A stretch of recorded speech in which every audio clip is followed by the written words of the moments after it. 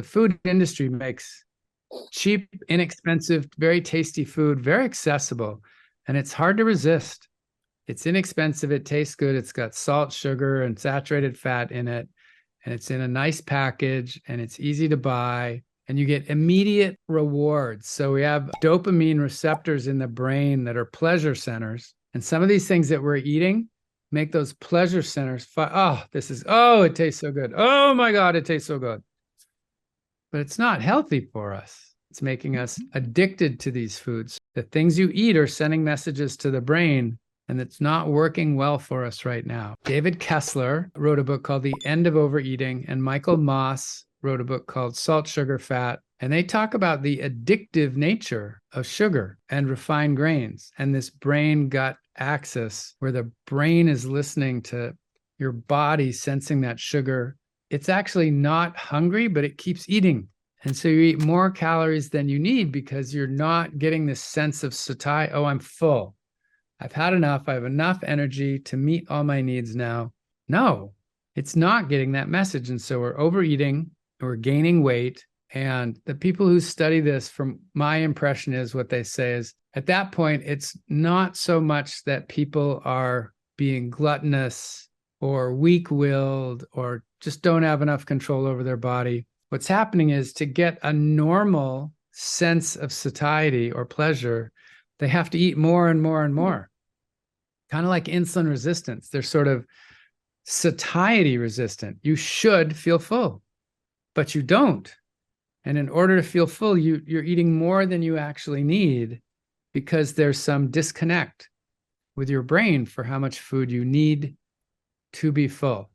And it's obviously a problem because of the rate of weight gain, excess weight, excess adiposity. If we were eating differently, we wouldn't be suffering from these diseases. And that's where the whole sugar, refined carbohydrate issue has come up for health professionals. Interestingly, the timing happened to be such that a lot of the health community was focused on low-fat diets. And how do you lower the fat?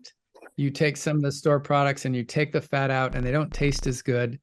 And so they added sugar or they added refined grain to those products, which actually taste pretty good, to be perfectly fair, but have not been good for you, have exacerbated this problem.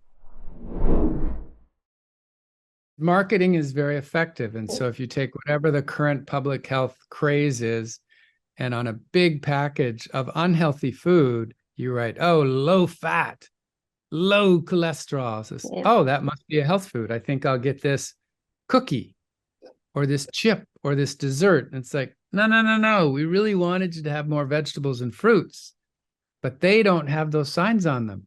They're in the produce section. They don't have big flashy signs in different colors saying, buy me. That's just eggplant or broccoli or cauliflower.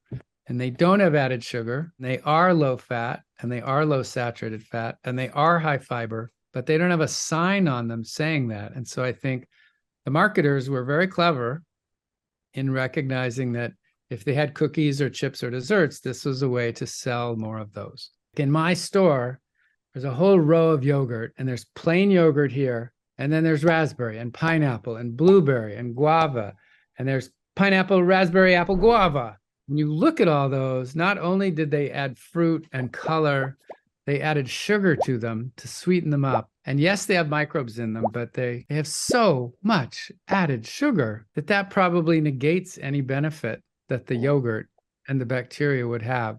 So if anybody is out there choosing yogurt to get their microbes, I strongly recommend just plain yogurt.